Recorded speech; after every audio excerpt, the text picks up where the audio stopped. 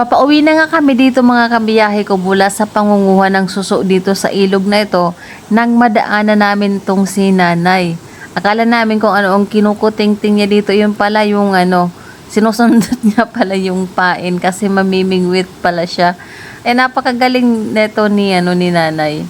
Bawat itsa niya talaga ng bingwit pag angat may laman. Kaya sobra kaming na-inspire dito sa kanya.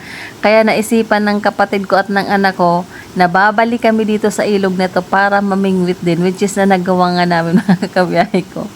Nakakatuwa siya. Pumupunta kami dito sa ilog na to. Nangunguha lang talaga kami ng suso. Ayan.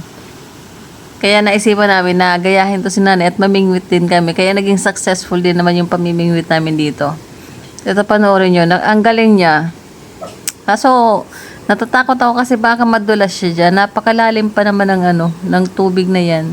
Pero sabi naman ng kapatid ko, sanay naman na daw yan na mamingwit dito sa ilog na to. Pero syempre, nakakatakot pa rin. Kahit medyo maliliit yung dito yung isda, masarap naman ang isda na to dito mga kabiyahe ko at napakalinis. O di ba?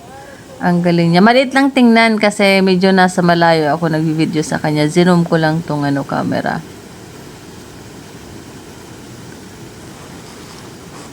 Ang dami niya kayang nahuli diyan. Ang dami niyang nahuli diyan sa pamimingwit niya na yan. O, di ba?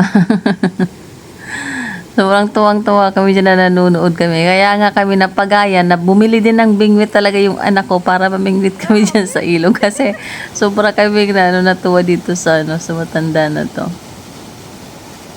Ang galing lang. Nakadami siya ng huli dito.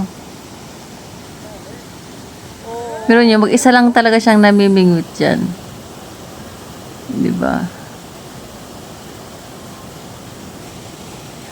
Yan, maraming salamat sa panonood mga kabiyahe ko. Bye!